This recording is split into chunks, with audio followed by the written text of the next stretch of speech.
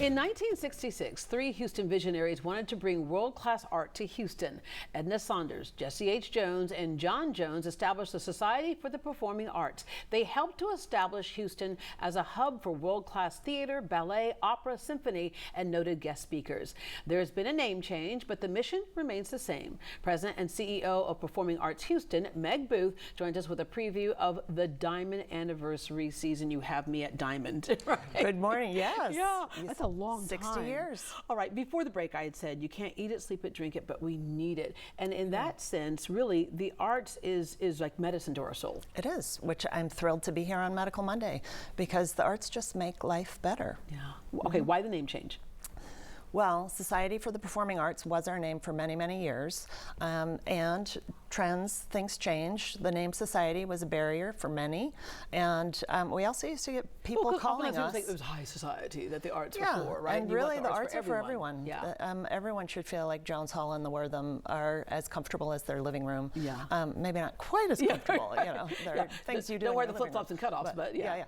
But yes, we changed the name so that it would be a little bit more equitable, reduce barriers, and it is exactly what we do. Performing Arts Houston. We reflect Houston, and we bring the performing arts to venues throughout Houston. Yeah, global successes from around the world in the arts, you bring them here. Now, when I said those names earlier, a lot of people, especially in the philanthropy world, will recognize, especially like the Jones name. Yes, we're very fortunate in Houston to have a cultural sector that has been supported by extraordinary philanthropists, both in the 60s when we were created and throughout today. There are many, many, many people. We have a member program, and so for $60, you can be part of our membership program and participate in philanthropy, bringing excellent arts to Houston. Yeah, it clears the way for so many people who might not be able to pay those prices, right, to see it. All right, all of us have been inspired by art of some kind. We've talked about this before. You were inspired by watching performances as a child. Yes, I was. I used to watch the Boston Pops when I was a kid. And so I feel very, very fortunate that I have been able to commit my career and my life to bringing arts to audiences and to people, because I really do believe that participation in the arts, it improves your aspirations for kids, it increases their chances of going to college, it increases their scores, it lowers blood pressure, it reduces dementia. Participation in the arts reduces in fact, depression. In some medical studies, they use music to deal with dementia. There are so many benefits, and it creates community. And just what exposure does, because I used to watch the Boston Pops as well. I think I told you this before. I'd watched James Galway, who played the flute. Yes. And I said to my mom, I want to play the flute. So I ended up playing the flute. It goes on to all those things you just talked about, how it helped me in school, helped me with teamwork, helped me to, with confidence, all that type of thing. You found your passion behind the scenes in theater. You got your degree in photography, but behind the stage and theater, there's so much that goes on that no one ever sees on front of the stage. There really is, and there are so many jobs, from finance, and CFO, to design, graphics, marketing, development, lighting, all of it. Yeah, a lot of different designers, costume designers, etc. Yeah, all right. 60 years of bringing the arts, many held in Jones Hall. The first performances included Errol Garner and Hello Dolly.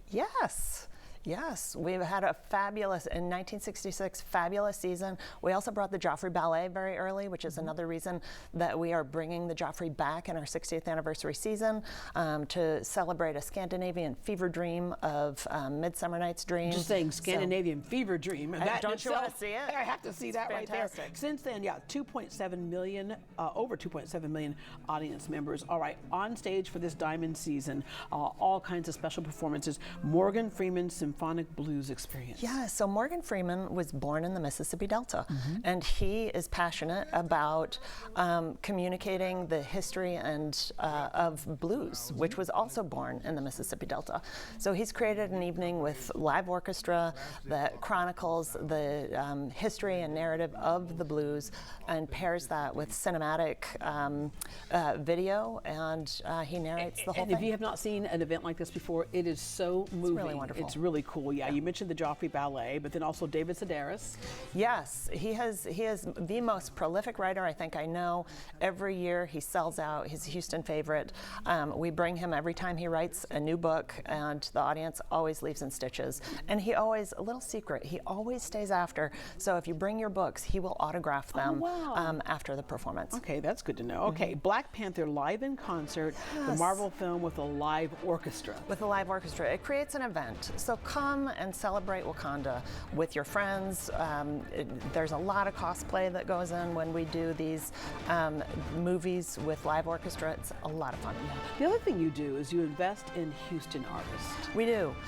That's one of the things that I'm just so proud and excited for, that we have committed to bringing global artists to Houston for 60 years, but we're also shining a spotlight on the extraordinary artists that are born and produce work right here in Houston. Yeah, all right.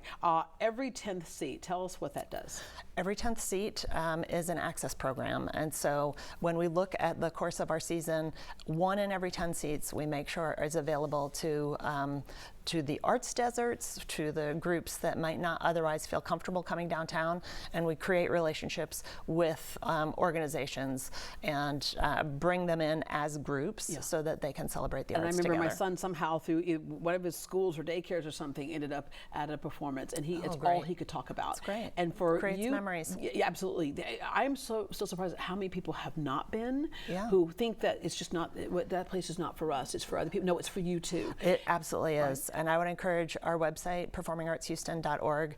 We have everything from children's theater to classical music to contemporary dance. There's a little bit of everything. You don't need to be an expert in the arts to enjoy the arts. Just go to the website, see something that looks interesting, and come. We curate it, so it's going to be good. Yeah, it's definitely going to be good. Yeah. All right. Have you had the chance to see, especially kids or someone, even an adult, who had never seen a performance before and watch their reaction? I call it the aha moment, and it is really beautiful. You see it both in children and in adults who the arts just touch your soul. It makes you feel better about life. It makes you laugh. It helps you process what's going on in life. And to have that experience in a community of people, it really makes a difference. And for so many people, it kind of takes your breath away at times. So and you can like you mentioned, going to the website and going through there, because you can find things that speak to everybody, right? You Some really things can. are, if you like the real traditional classical music, you can get that type of thing. If you want something that's much more interactive, we talked about like Black Panther, the film, and the score being played, right? We have 2 artists that we're supporting with full evening commissions. They're Houston artists. So Ben Chavez is creating a full evening it's a musical piece about growing up in a small town and coming to terms with identity. And then Harrison Guy with Urban Souls is creating a piece called Dear Prairie View. It is a true Texas story. It is a celebration of the 150th anniversary of Prairie View A&M, and it has original music by Dr. Cornelius, a Prairie View professor. So real homegrown, excellent storytelling, beautiful stories on stage through the arts. You could throw a dart at the listings and just whatever you go to. It's really amazing. Good. We definitely, for our 60th anniversary, we wanted to go big. It is a huge season. We have more performances than we ever had, wild diversity, and it's all curated. It's all excellent. Yeah, and let's go back over the membership again. So you get year-round benefits. You can, and there are various levels. So depending on what your level is, it is both about becoming a member and belonging to the community that supports the arts, but it's also about philanthropy and making the arts available here in Houston. So again, we are a nonprofit organization.